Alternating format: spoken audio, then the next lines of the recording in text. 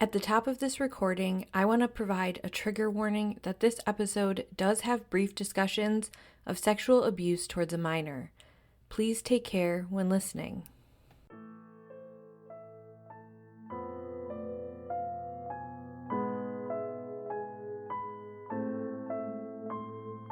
If you walked around the Jordan Heights neighborhood of Allentown, Pennsylvania in early 1984, you may have bumped into a cute little 7-year-old boy. And if you did, the 44-pound elementary school student with light brown hair and sweet blue eyes would likely say to you something like this: "Hi, I'm Lewis. Let's be friends." A stranger to nobody, Lewis was a free spirit who walked around his neighborhood like the mayor, often chatting up adults instead of playing with his peers. While Lewis should have been safe to do so in his busy urban neighborhood, things took a dark turn when Lewis reported that he had been sexually abused by a couple who he only knew by their first names. According to Lewis, the couple threatened to make him disappear if he ever told anybody. And then, sure enough, months later, he was gone. My name is Megan, and each week on A Simpler Time True Crime, I cover older unsolved cases and challenge the idea that a simpler time means a safer time. This week, I'm bringing to you the kidnapping of Lewis Mackerley.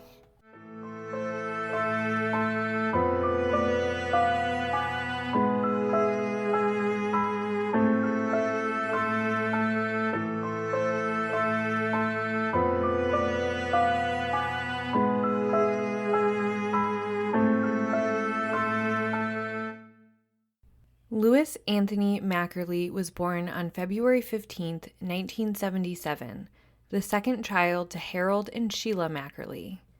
He was born in the sleepy town of Stanhope, New Jersey, and spent his earliest years there, playing outdoors and living small-town life. When he was 6, Lewis and his family moved to Allentown, Pennsylvania for his father's job and began living in a second-floor apartment at 387 Chew Street. The city and his neighborhood was different than anything he had ever experienced. Lewis's home was a corner row house, and many streets had these. Other nearby streets had smaller single-family homes that were all very close together. The neighborhood was a mixture of businesses and homes, and had some residents who had lived there for decades, as well as younger, newer families. The neighborhood was part of Allentown's Center City by Sacred Heart Church and the hospital. According to the local residents, this area of town had been on a bit of a downward trend in terms of safety in the early 80s. Older ladies reminisced to the local paper about how they used to walk to midnight mass and walk home in the early morning hours and think nothing of it. But they said they wouldn't dream of doing that now. Certain blocks became known for open drug trades, sex work, and, as often follows with those things, other crimes, some petty and some more serious. It wasn't all that uncommon for there to be muggings or a robbery. But this did not stop little Lewis Mackerley from exploring his neighborhood.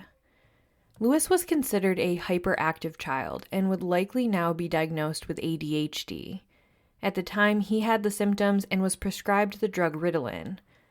When his family moved to Allentown, there was his older brother, a younger sister, and a newborn baby brother shortly after their arrival. Lewis apparently had some trouble adjusting to having younger siblings, as often happens. He would have difficulty with the divided attention of his parents. His mother told the newspaper The Morning Call, quote, "Since his sister was born, he kind of felt like he was no longer loved. All the attention went to the new baby. Lewis needed a lot of love. You couldn't give him enough," end quote. So going back for a moment to the hyperactivity, his teachers reported that he had some academic learning struggles that paired with it. In addition to having difficulty paying attention in class, he'd sometimes write words upside down or backwards. Harold and Sheila also told The Morning Call that prior to being put on Ritalin, Lewis would go and go and go until he fell asleep, which sometimes he would fall asleep still standing up. He couldn't even watch his favorite TV shows for more than just a few minutes. They said his attention span was just there and then it wasn't. For Lewis, he preferred to be out and about wandering his neighborhood. He would chat up anybody, often adults. For example, if he saw a barber cutting hair, he'd stop and ask what he was doing and ask a lot of questions. He was inquisitive and sweet. Lewis was said to have a unique stance and gait when he walked. He walked fairly slowly, leaning forward, and when he would stop to talk to people, he always would have one or both hands on his hips, which was just adorable for me to picture. He sounds like a little old man trapped in a little kid's body. At school, he was said to be somewhat of a loner who didn't connect with his peers like he did with adults. But part of me has to wonder if maybe it's just that kids weren't that accepting of him being different. Kids nowadays are taught so much about differences and acceptance, and back then it was a little bit more of an eat or get eaten society when little kids were in school. In the 80s, schools did not take bullying as seriously as they do now. There were not anti-bullying initiatives. It was just sort of considered that some kids get bullied, some kids are the bullies, that it's part of childhood, it doesn't require much adult intervention, and eventually everyone grows up and gets over it. Of course, we know now that that's not the best way, but that's how it was viewed then, and I imagine that was just part of Lewis's school experience.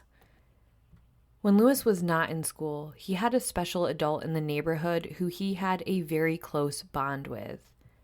Her name was Helen, and she lived 2 doors down at 391 Chew Street. Lewis referred to Helen as Grandmom, and he used to go over to her house and play with her 6-year-old granddaughter, Natalie.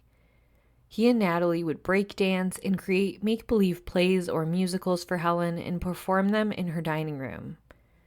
Helen was always super encouraging of Lewis to be who he was and elevated his strengths, which included a love of arts and crafts. Helen described him as a blossoming artist with amazing talent. 7 months after the Mackerleys moved to Allentown, Lewis would drop a bombshell. He first told a school psychologist and school nurse, and then his parents found out, that he had been sexually molested by a man and a woman. His parents were actually told by the school at conferences. He stated that their names were Frank and Elizabeth. Lewis first shared that he encountered Frank and Elizabeth at the railroad tracks near Jordan Street and the Lehigh River, and that this is where the abuse took place. It was very common for Lewis to walk the short distance to both Jordan Creek and the Lehigh River. I'll have a map of Lewis's neighborhood on our Instagram at simplertimecrimepod, but essentially Jordan Creek was much closer, just a block or so away from his house, whereas the Lehigh River was a little bit more of a hike, but still walkable for him. Lewis also described a time where the couple had put him in a station wagon and brought him to an apartment in Allentown, where they had further sexually abused him before driving him back to his neighborhood. He alleged that they told him if he told anybody about what had happened, they would make him disappear. Lewis bravely reported this abuse to the grown-ups in his life, and his parents did take him to the police station, as they took these allegations seriously and they were horrified. But the next steps were met with skepticism and inaction. Psychologists pondered whether Lewis, with his imagination and hyperactivity, was making this up. Lewis had a couple of different minor conflicting statements about the color of the car. There was also some confusion between his stories about if the couple actually took him to an apartment in Allentown or if they just had an apartment in Allentown. Somehow, this made professionals doubt his entire account and even ask, did Frank and Elizabeth even exist? As a side note, this just personally hurts my heart, knowing the prevalence of sexual abuse and the risk Lewis was at for a multitude of reasons. The benefit of belief far outweighs the risk of disbelief in this scenario. They should have operated under the lens of belief and explored it further. Recent studies have found that neurodivergent children are 3 times as likely to experience maltreatment in the forms of bullying, physical, and sexual abuse. Knowing that Lewis was very trusting, which increased his vulnerability, and his enjoyment of walking his neighborhood alone for many hours, this provided access if someone had the wrong intentions. I state that just as an observation of Lewis's risk profile and not as a judgment at all to his family. Lewis was very clearly well loved and taken care of, and he should have been safe in his own neighborhood. But he wasn't. If Frank and Elizabeth were somehow figments of his imagination, I would still suspect he was encountering inappropriate sexual behavior somewhere. If Frank and Elizabeth were his way of processing it differently or naming it differently, that's up to interpretation. And without Lewis here to tell us today, we just don't know. Anyways, with psychologists being doubtful of Lewis's allegations, the police were not any better.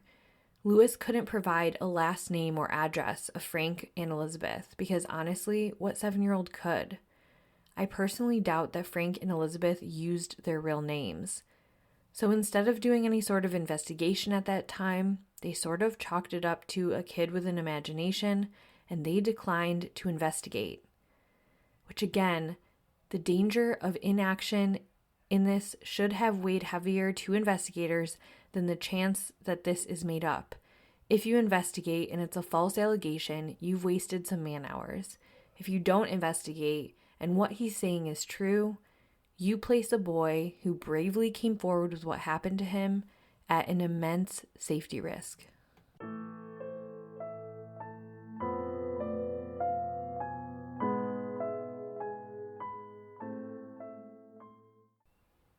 Wednesday, June 6, 1984 was a regular school day for Lewis, but it wasn't going to be a regular after-school day. You see, his dad was off from work and his aunt was coming over to babysit. After 4 children, the Mackerley family had determined that their family was complete, and Sheila and Harold were going to the hospital so that Sheila could have her tubes tied. Sheila would later describe how she woke up from her procedure and came to from the anesthesia with a sinking feeling of dread, and she actually shouted out Lewis's name on the recovery table. In that moment, she couldn't place why she felt off. She just did. Lewis had arrived home from school and, as usual, was ready to unwind by getting out of the house. He asked his aunt's permission to go out and said he planned to go 2 doors down to Helen's house. She said that was fine, and so off he went. But he never made it to Helen's that afternoon, and once he walked out that door, Lewis disappeared. When his parents got home from the hospital that evening, it was past dinner time, and Lewis hadn't returned yet. While it wasn't an immediate major cause for concern, that part was outside of the norm. Lewis always made it home for dinner. When 9 and 9:30 came and he didn't come when called, they started to get more worried because usually by 9:30, when they went to go look for him, he was on his way back in. Then 10 o'clock came, and 10:30, and then 11, and at that point, his parents phoned police to file a missing persons report. Their absolutely insane policy back then was that even for small children, you had to wait 24 hours to file a report. A 7-year-old has not returned home. He's missing in a neighborhood known to have some crime. It's heading into the overnight hours, and they can't spare a cop to look for him. I don't know. Maybe they did have somebody out looking, but I do know they weren't officially filing a report. And to me, that's still just crazy. He's 7 years old. Lewis did not come home, and so a police report was filled out, and they began their investigation by questioning the family and those in the neighborhood. Based on sightings, it appears Lewis didn't attempt to go straight to Helen's house that day. He walked around the neighborhood like he usually did. According to local business owner Carmen Marco, he saw Lewis at his business at 4 p.m. on the day he disappeared. Carmen owned Marco's Doggy Shop, a hot dog restaurant at 429 Gordon Street, around the corner from the Mackerleys' home. Carmen stated that Lewis told him he was in there hiding from 2 teenage boys who had just been chasing him. According to Carmen, Lewis spent 45 minutes in his shop before heading back out. There is one other sighting that wasn't immediately reported, and to this day, police will never call it a confirmed sighting. A neighborhood man was fishing down by Jordan Creek when he said that at about 4:15 p.m., he noticed Lewis standing nearby. He knew Lewis, like many people knew Lewis, as a tiny little mayor of the neighborhood. True to his nature, Lewis struck up a conversation with this man. hand on his hip, shooting the breeze. Another thing to know about Lewis is that he loved fishing. The man and Lewis conversed for a moment before he said a man and woman pulled up in a dark-colored Cadillac, opened the doors, and told Lewis to get in. The man fishing first took notice of the Cadillac because they almost hit his truck. Lewis got in the car without issue, and the car pulled away. The man felt uncomfortable enough with what he saw that he actually took down the license plate, but he sort of pushed it out of his mind. The news about Lewis didn't make its way around right away, so by the time the man heard that Lewis had gone missing, he went to find his piece of paper with the license plate written down and found that a colleague had thrown it away. Unfortunately, this man couldn't remember anything other than that he knew it was a Pennsylvania license plate. Police were less certain about this sighting because of the time overlap with Carmen Marco seeing Lewis Mackerley in his business. But honestly, I think it could be as simple as one or both of the men being slightly off in their times. Neither was likely watching the clock at the time, thinking they'd be time-stamping a missing persons investigation in just a few days. If anything, I think it's more logical that Carmen Marco's time is a little on the later side of accurate. Remember, Lewis reportedly left his house at around 2:30 p.m.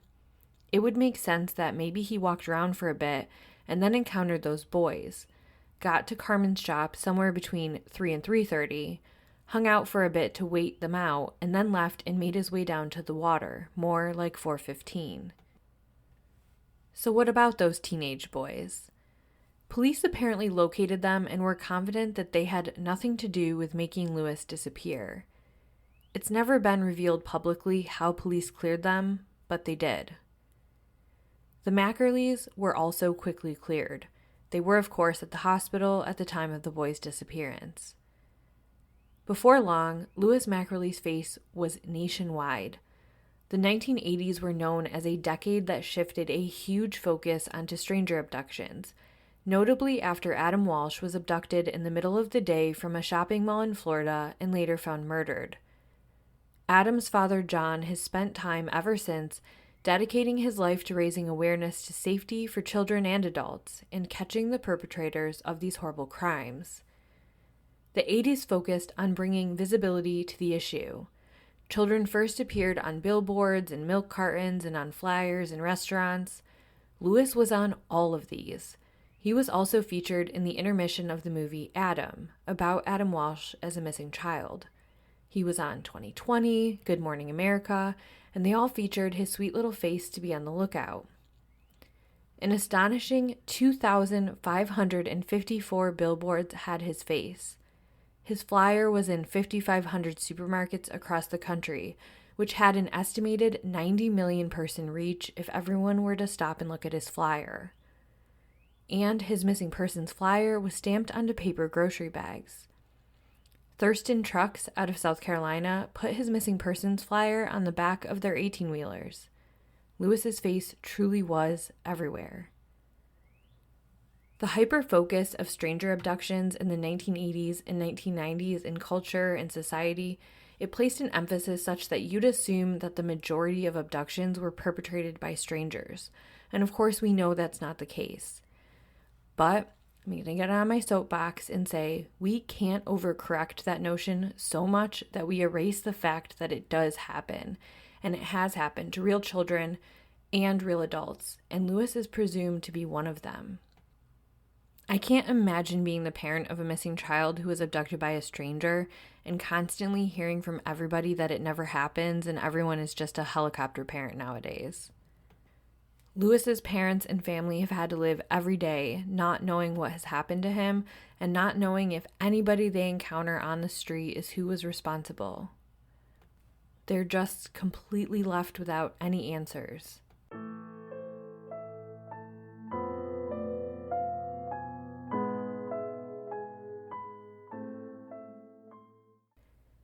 I wanted to take a moment to thank you for listening to this week's episode. I can't believe I'm almost to the 1-year mark of this podcast, and I'm amazed at how it's grown. I'm hoping to double my reach in year 2, as well as work with more families on their loved ones' cases.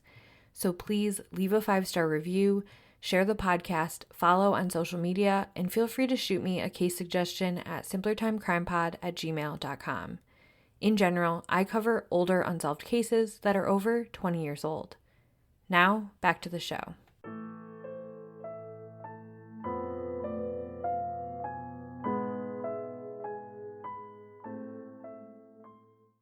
In addition to all the visibility, there was also a $10,000 reward being offered. $5,000 for locating Lewis and another $5,000 for testifying against his kidnapper. This was put up by a family friend. As we know, rewards can be a blessing and a curse. It can bring forward people who would otherwise be hesitant to share information. And it can also produce a lot of false leads and draw out charlatans who are trying to cash in on somebody else's tragedy. In November of 1984, Lewis had been missing for 5 months when 32-year-old David Riggs of New York City called the Mackerley household. He explained that he was a private investigator leading up a nonprofit called Search 7 that helped find children abducted by strangers. He said he didn't need any money, but he would collect the reward when Lewis was found. The Mackerleys agreed to work with him. When he showed up, they were a little surprised by his appearance, as he was very disheveled. But they were desperate. He promised that he would use what he called, quote, guerrilla tactics, and he said that he could get information in ways that police couldn't. And boy, was that an understatement. Just after New Year's in 1985, he convinced the Mackerleys that Lewis had been abducted by a child sex trafficking ring. He said that he was brought to an old, crumbling estate of a former steel tycoon. According to the tipster who contacted Riggs, Lewis was beaten and then hit his head on the fireplace and had died, and so he was tossed into an old well on the property. So, David Riggs, Harold Mackerley, and a family friend named Clyde all went to this estate. It was all locked up, and Harold Mackerley recalled that David Riggs kicked in one of the doors just like on TV. It was clear that not only was Lewis not there, he wasn't in the old well either. They located it on the property, but it had a huge heavy cover on it that would have needed heavy equipment to open it. Police actually caught them trespassing. They didn't charge them, but they told them to leave. Still, Riggs returned the next night and was caught by police again. And that wouldn't be the only time he was caught in conflict with police. He was always calling and sharing these crazy theories, and they found him to be more of a distraction and a hindrance than a help. One time, a woman called police and said that Riggs was following her. They asked Riggs what was happening, and this woman opted not to press charges, but as it turns out, Riggs had convinced himself that she had been part of Lewis's kidnapping. In another separate incident, Riggs became fixated on a Whitehall Township woman. Whitehall is 4 miles north of Allentown. He was convinced that she was the Elizabeth of Frank and Elizabeth. Police actually took his tip seriously and interviewed her, but it turned out to be nothing. The children with whom Riggs was convinced she had kidnapped, they were just kids she babysat, and so this was all a dead end. In the summer of 1985, Lewis's elderly neighbor friend Helen moved into a retirement community. The Mackerleys knew that Lewis's bond for her was so strong, and they felt that if he ever returned, he might go to the comfort of Helen's home. In response, they decided to purchase the home at 391 Chew Street. There were sightings of Lewis everywhere. One thing about Lewis that was so distinctive was that he had 4 missing front teeth at the time he went missing. Police got a tip about a young boy that matched Lewis's description to a T. It was in Bud Lake, New Jersey, about 50 miles away from Allentown. The boy even had the same missing front teeth and took Ritalin for hyperactivity. Everyone had their hopes up, law enforcement and the Mackerleys. But as quickly as their hope was raised, it was deflated. It was not Lewis, and in a strange twist, it was actually Lewis's cousin. In another instance, investigators brought Sheila to check out a kid who looked a lot like Lewis and had a spotty attendance record at a local school. But again, Sheila was left heartbroken. During all of these times, David Riggs would continue to work in the background and also take the Mackerleys on an emotional roller coaster. He would call them and say things like, "I know where Louis is. I'll have him back to you in a couple of days." And then he would ghost the Mackerleys for weeks. If that makes you angry at David Riggs, me too. But soon his behavior would take a turn that nobody saw coming.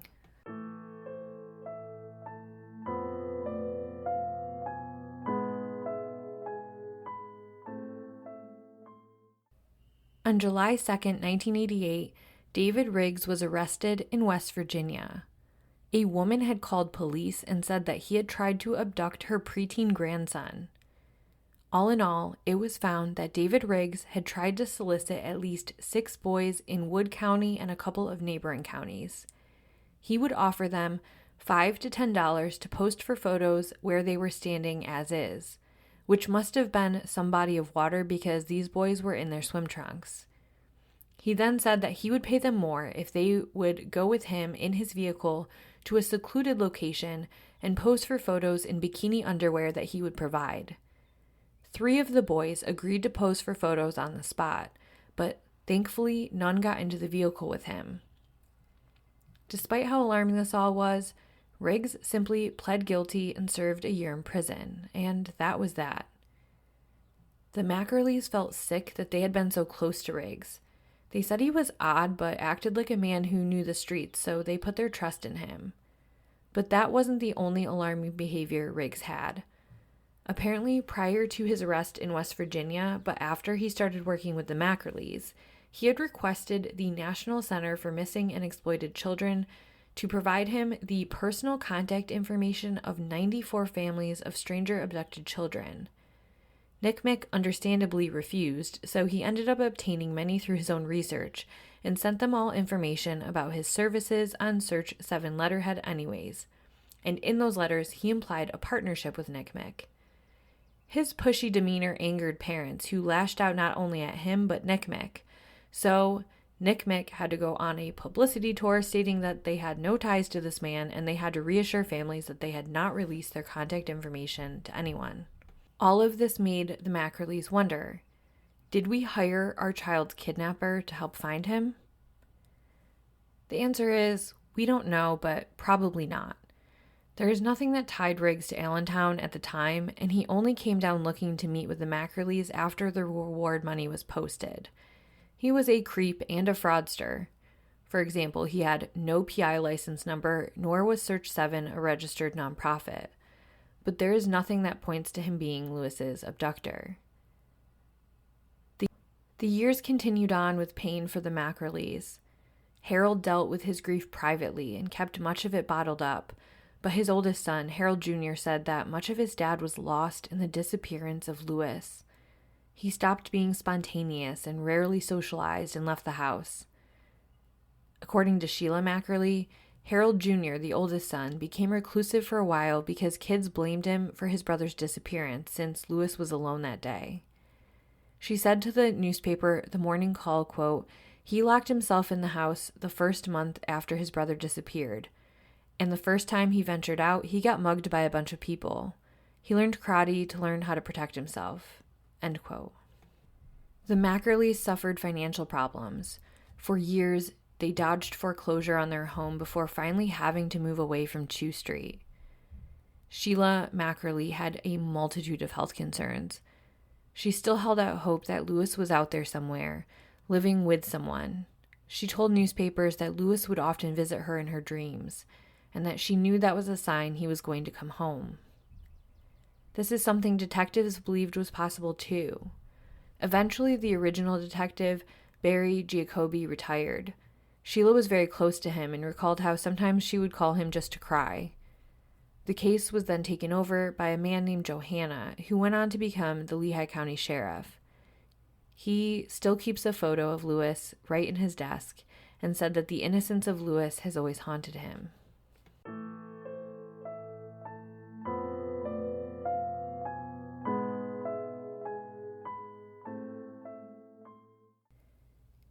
In the last 25 plus years, not much has come in terms of major leads on the case. In fact, there was never really a major lead that was ever developed.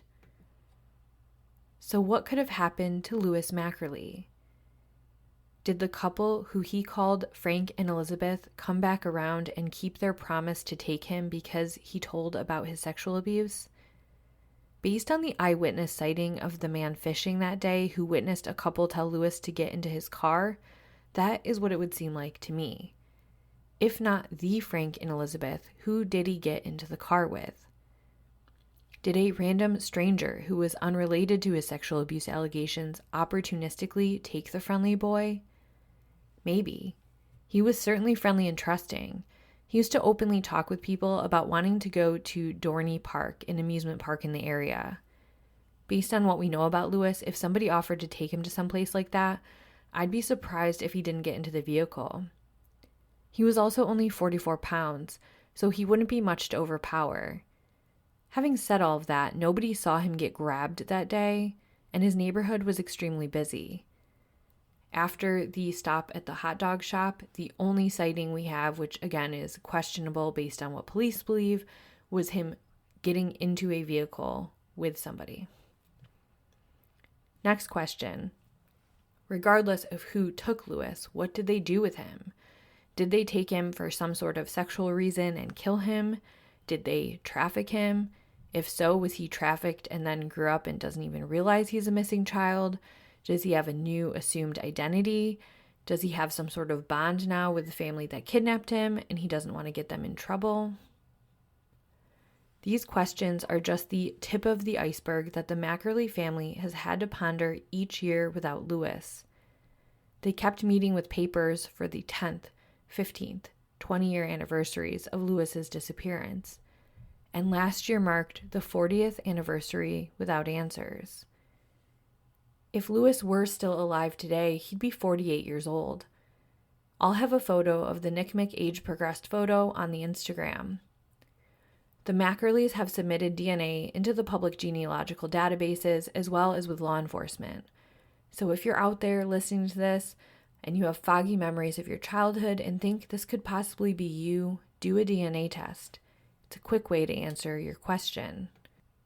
If you have any information on the kidnapping of Lewis Mackerley in 1984, please contact the Allentown Police Department at 610-437-7721. This has been another episode of A Simpler Time True Crime. If you appreciate the work I'm doing, please leave a 5-star review, tell a friend, and follow me on social media. I also wanted to mention that I have a text me option in the show notes. And just so you know, I do get those messages. I'm allowed to post them to the website if I get them, but I can't reply back to them. I can reply to simplertimecrimepod@gmail.com, and that's a great place to ask me questions or send me case suggestions. As always, thank you so much for listening, and tune in next week for another episode.